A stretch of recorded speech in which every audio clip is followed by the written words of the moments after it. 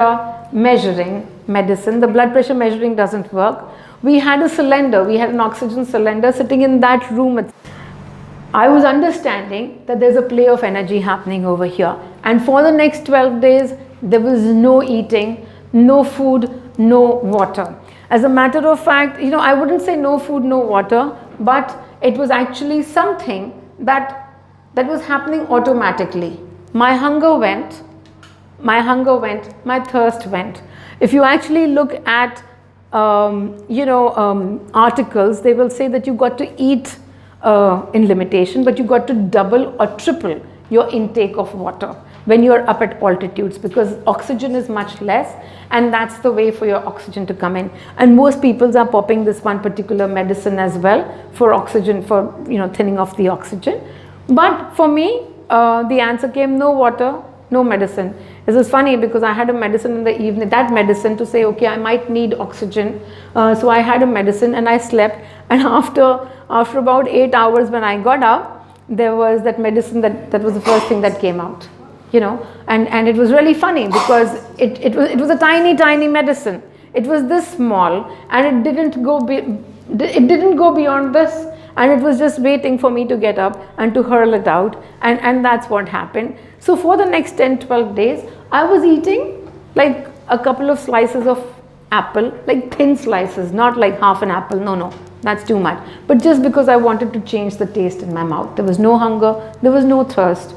And then wonderful stuff started to happen, that anybody was with me and they would say, okay, we don't have a doctor, and I'm feeling like throwing up, and I'd say, okay, give it to me. Give your throwing up to me, and they would stop throwing up. My husband, he thought I'd gone crazy, and he was like, no, this is all, people are getting better because they have faith in you.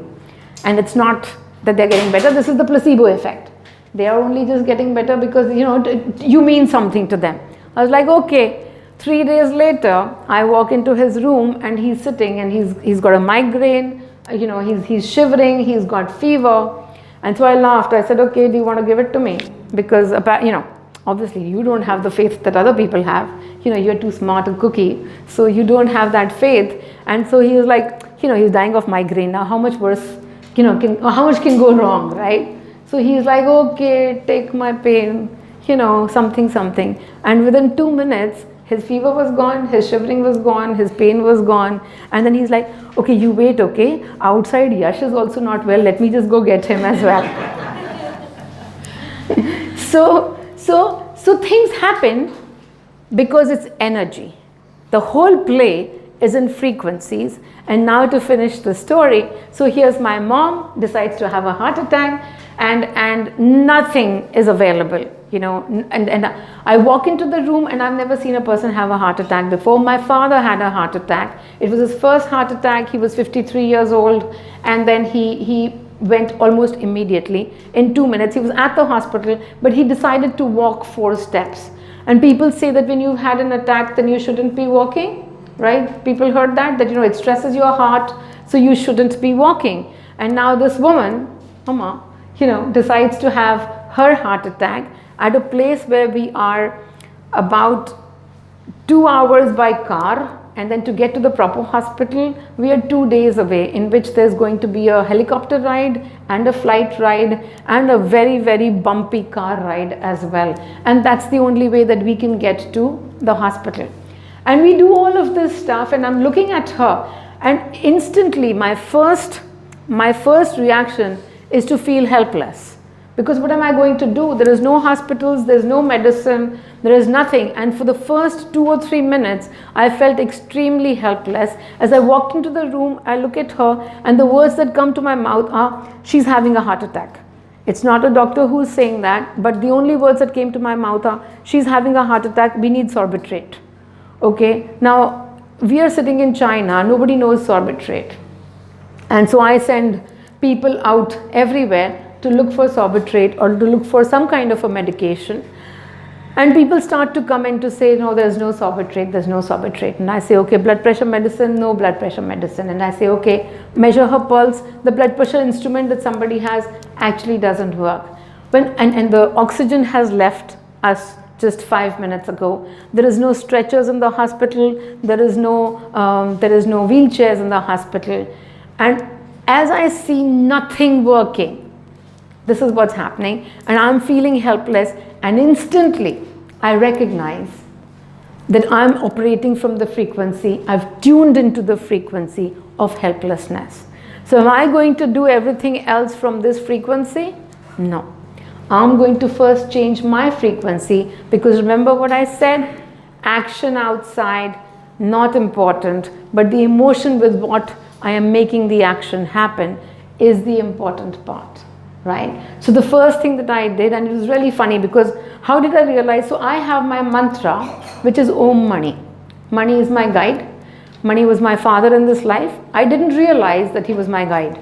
He started to appear in some of the workshops, and after the workshops, some of the people will go away and start to write poetry like there's no tomorrow.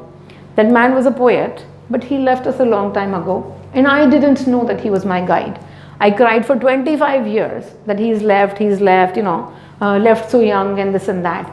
And today I realize that nobody goes anywhere, that he's energy and he's right here. He's in this room and he's me today.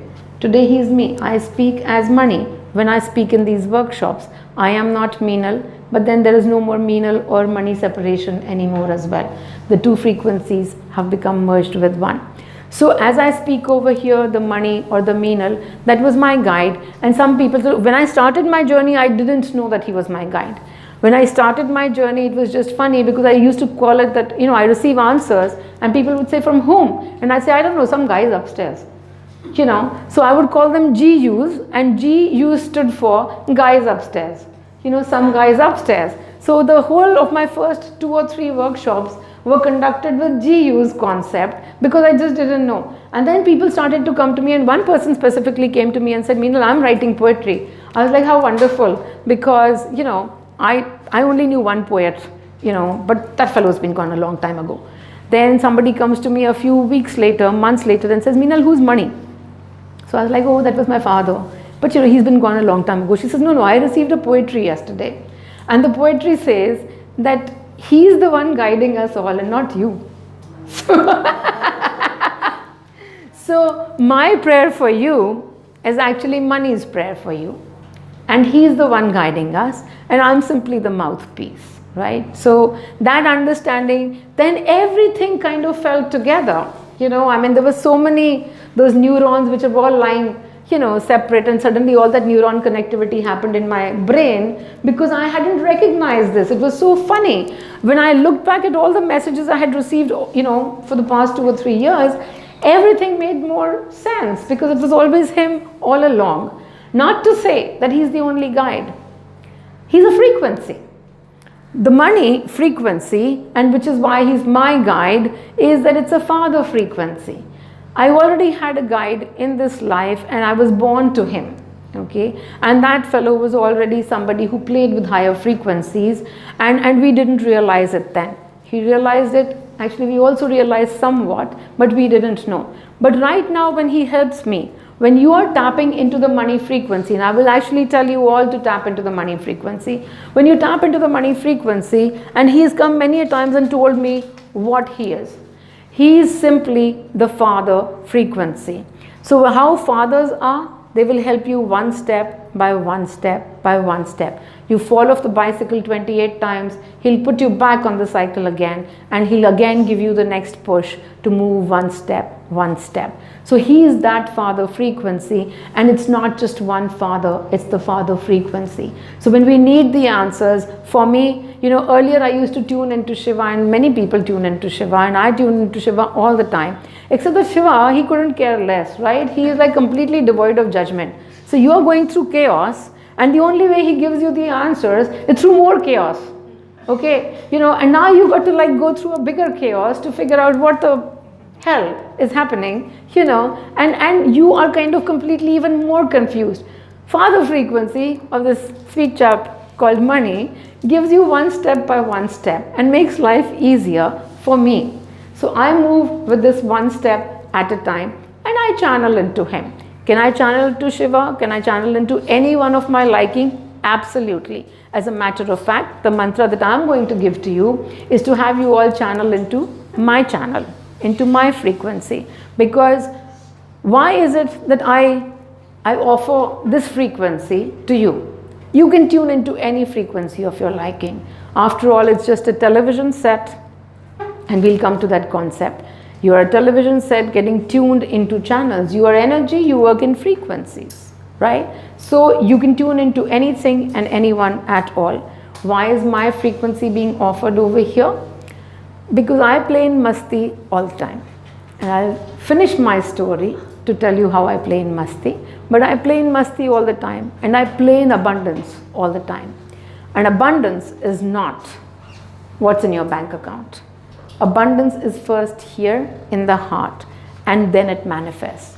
I have lived in this life at a point 15 or 20 years ago where I had only $12 in my bank account, and I didn't have a job, and I just completed my MBA, and I didn't have a job, and I didn't know how the energies work. I was completely clueless, and yet even at that point in time, I was able to be completely free. I didn't have money to eat food the next day, and I didn't have a father. My father was already gone, so I didn't have a father here to be able to send me the next check. I came from a very, very mediocre, middle class family, and I didn't have anybody to support me. And here I was at INSEAD doing my MBA, finishing my MBA, but the 2001 attacks happened just as I was about to be offered a job, and so all the job offers went away, and there was nothing to be done. I had $12. I didn't have money to go back home either, and that was not too long ago. That was in 2001. September 2001, that's when the attacks happened. That's when all of this was happening. And yet I didn't feel the pressure. For some reason I said, Acha, my father's not here, but he is there, and he is with Shiva, and he is watching all of this, and I'm sure I won't starve. I came from this surety somewhere in my heart that I was being looked after. I didn't understand that the universe has only one job, which is to prove me right. But I did get the universe to prove me right, right? And on the last day, when I had those $12,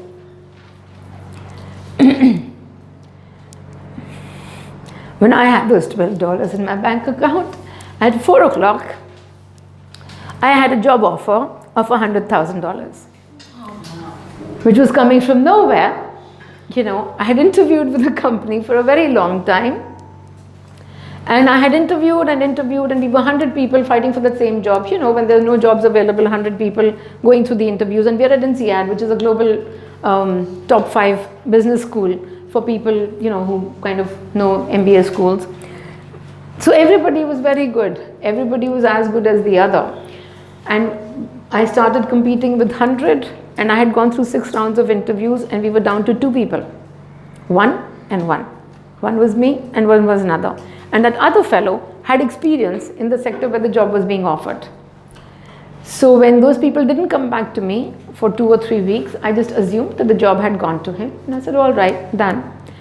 I wasn't looking for anything. I had nothing. There was like nothing in my quiver full of arrows. It was completely arrowless.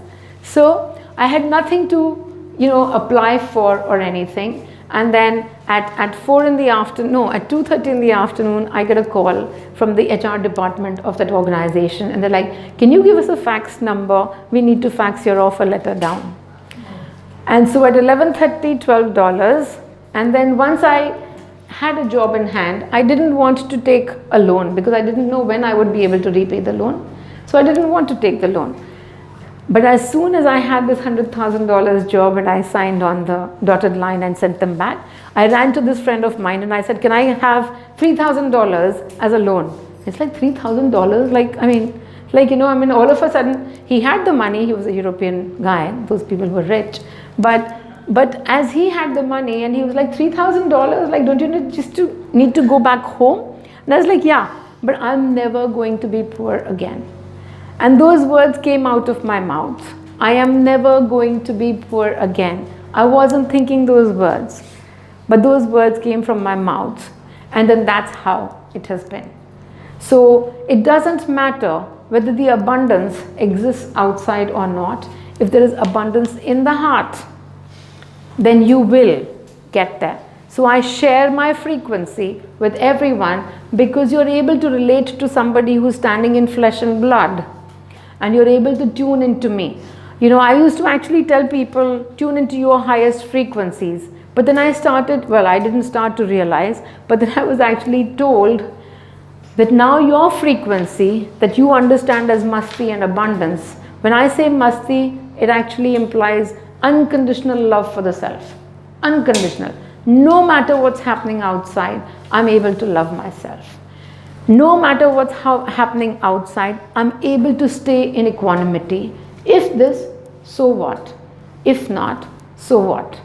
Yeah, 99% of the times I'm there in the body as well. 1% body goes for a toss every now and then I don't judge myself. That's okay. My body came to experience anger, let it experience anger. I don't judge myself. Oh shit, why am I getting angry now? I'm supposed to be the saintly one. No. I'm exactly who I am. Everything around me is absolutely perfect. So with that kind of love, when I go about, then everything in my frequencies changes. I do a story in like about 48 installments. So now getting back to the story of mother and her heart attack, right? Haji darling? No. So getting back to the story of my mother's heart attack, and as we were up there, and the words that came out of my mouth, you know, she's having a heart attack and no medicines available. The first few lines that came from my mouth were, as I tuned into the helplessness, we moved her. So Yash landed up exactly at the right minute, and he actually held, like, you know, picked up my mother, 72 kilos of mother, he picked up and he carried her. He was the stretcher on which he carried her to the taxi. There was no ambulance as well, by the way. So there was just a taxi with no oxygen, and he carried her to the taxi, and then some of us got in, and I was feeling this helplessness now. And my mantra became, instead of Om Mani, my mantra in that moment became Om Mani Bakwas Admi. Okay? Om Mani Bakwas Admi. Okay? Because, you know, what the hell are you doing to me? You know, you are putting me in this fix, in this situation right here. And I reach out to you for help. And look what the fuck you're doing to me. Okay? So as my mantra changed to Om Mani Bakwas Admi, it stayed like that for about 3 to 4 minutes. And then it changed again. Because I realized I was coming from the frequency of helplessness.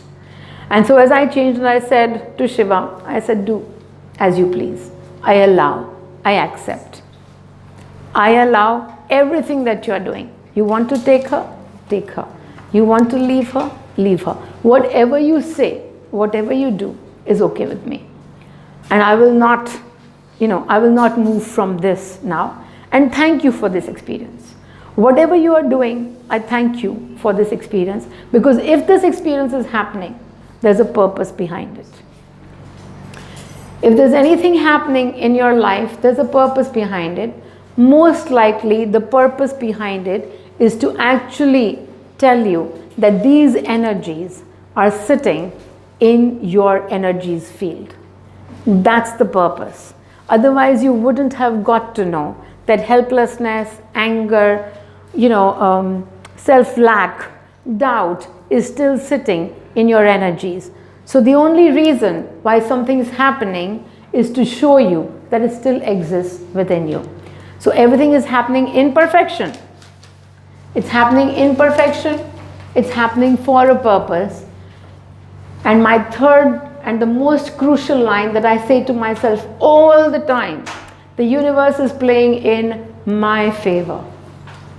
Only that. You know what? We might understand the perfection of it, but most of the times we forget to actually intend and to understand that the universe is playing in my favor. Especially when it looks like that it's not playing in your favor. Please understand that, especially when the universe is looking like it's not playing in your favor, you need to understand, you need to release all doubt in that moment. When the universe looks like it's not playing in your favor, release doubt and then say these lines to yourselves over and over again. Do the candle 100 times and repeat these lines. The universe is playing in my favor. Everything is happening in perfection. Everything is happening for a purpose. And the universe is playing in my favor. And you need to believe that without doubt. No doubt, no lack, no matter what's happening outside. And so as I understood this, that the universe is playing in my favor, even as this is happening outside, even as the heart attack is happening outside, even as the doctors are Chinese, we don't understand a word of what the doctors are saying. There are no nurses, there are only interns at the hospital that we land up at. There's no nurses. And somebody comes running to me and says, what are we going to do? The doctors don't understand our language. And the nurses are just, they don't even understand what they're doing. They've never held a MRI machine before. What are we going to do? And I just looked up and I smiled, because by now, I was in that moment. I was in that surrender. I had already allowed everything to happen. I had already accepted everything to happen. And I said, this Kela, this game is not happening here. This game is happening here, and I allow. And I just closed my eyes and I stayed like that the entire time. I was like in a trance. My mother is suffering from pain and she was in a lot of pain. And I'm looking at the pain and I'm just simply giving her love. I was doing that even before, but I was doing it from the energies of helplessness. How can I reduce your pain? What can I do for you? Oh God, I don't even have a medicine. I was doing that for 4 minutes and now that part was done. And I was simply like, Mama, be in my frequency. Be in my frequency. And then the sentences that came through me were like, okay, in my frequency, there is a choice. In my frequency, not even death can come without asking. So in my frequency, because everything is a game of frequencies, so in my frequencies, there is a choice. Do you want to stay or do you want to go? I simply, and I didn't remember this line later, but I actually just looked at her while she was going through the heart attack, and I looked at her and said, do you want to stay or do you want to go? She said, I want to stay. And then apparently, because I don't remember this part at all, because I must have been channeling really strongly in those moments, but in those moments I told her, I looked into her eyes and I said, not even Shiva can take you then. You're done. And now I didn't remember this part, so I went through the next 2 days still surrendering, watching, because here was mother who was not supposed to have walked 4 steps. In 4 steps, my father had left, right? And here was mother. She went through about 2 hours of a bumpy ride, and then we put her down, and then she was carried in a helicopter, and into the helicopter she had to climb steps. Like helicopter doesn't have tiny steps, helicopter has big steps. She climbed those steps, she came down. And then there was this flight which wouldn't come, so she was sitting at the airstrip for the next 3 hours, and we were all just hanging out over there, and everybody's like, hi auntie, how are you doing? She's like, good. So she went through all of that, and yet I started to watch. By the time we came to Nepal, it was 2 days. And then by the time we came to Lucknow, where they said, yeah, she's in critical condition. She has 2 blockages, 100%. Okay. And I was like, okay, I'm taking her to Mumbai. And they said, no, you can't. You can't take her to Mumbai anymore because, this is critical. We need to operate on her right now. And I said, I know what the decision is, because if Shiva had to take her, he would have taken her yesterday. He's done. He's shown me whatever he needed to show. He was testing me on my surrender. He was testing my mother on her surrender. It was a test of surrender all the way through. And we both surrendered, because I asked my mom, I said, are you okay to go? She's like, yeah. And I had tears in my eyes, not from sadness, not even from losing the mother, but only because Om Mani was bakwas aadmi. I was angry. I was really angry, saying, what the hell are you doing? Why are you doing it here? Can't you find a better venue to do it for me? How about like we do it in Bandra, Carter Road? I have hospitals around me. I feel better. But no, it was a test of releasing fears. It was a test of surrendering. And when I say surrender, it's just very simple. When my journey first started and I was doing this candle process, right? You want to put on the fans, everybody? Some fans needed? You can put it on from there itself. I think it's warm here. Okay. So as we were putting, as we were putting the fans on. As we were going through those days in Kailash, as we were going through that, there were several fears that were coming up for release. The fear of death, the fear of illness, the fear of not having proper medical attention. There are all these fears, that we operate with.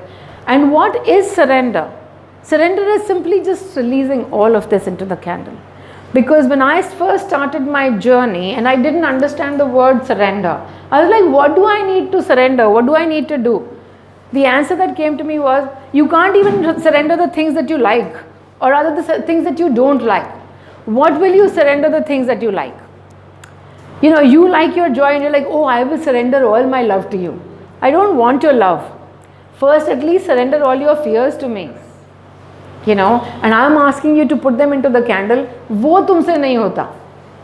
And here you are making big tall claims. I surrender my job to you. I surrender my wife to you. People come to me. Oh, this is really funny. Oh, I'm surrendered. Now, Mani, show me the miracle. So I say, okay, what is it that you've done in the name of surrender? No, I'm saying I'm surrendered. I'm totally surrendered. What is it that you are doing? You haven't released your fears and you simply want to see miracles. The miracles will happen. This poor guy gives you miracles all the time. He will manifest a couple for you just so that you understand. But the job is still for you. The job is still for you to release your fears. He can't help you there till you constantly tap into him. It's your job. You have to do that work. You have to take a bath all the time. You have to be that person. You have to do those steps and he will walk with you every step. He will hold your hand, but you have to walk. He might even pick you up a few times and deposit you to the next place, but you still have to walk. You do have to walk. And that's my whole intent constantly in this awareness. The work that's happening over here is in the energies. You are getting tuned into my frequency. These frequencies will work no matter whether you understand what I'm saying or not, whether you understand the language or not. This is working on you. And that's why I say, even if you sleep, it's fine. Because right now, tuning ho raha hai. How? Television, like how on a television, there are 400 channels available, right? On every television set, there are 400 channels, 500, something available. And what is it that you need to do to play that channel? You need to pick up the remote and you need to change the channel. And sometimes you get so engrossed. You get so engrossed in simply just watching that channel that you forget that you have a remote. You are playing a horror movie and now you're shivering and you can't change the channel because you're completely freaked out and you can't even change the channel. So what is it that you need to do? Is A, to recognize that you can change the channel, and B, to pick up the remote and change it, right?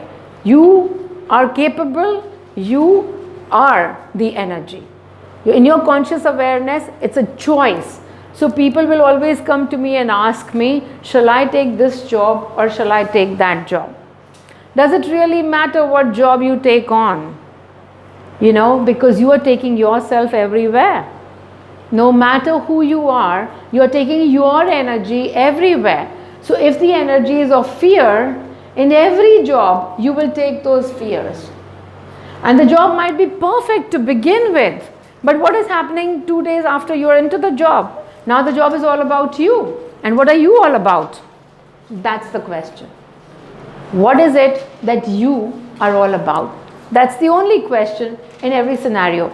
I always take this example. It happened in real life and it was very early on in my days. So this guy came to me and said, I can't decide who I should go with. Should I go with this girlfriend or should I go with that girlfriend or should I go back to my wife? You know.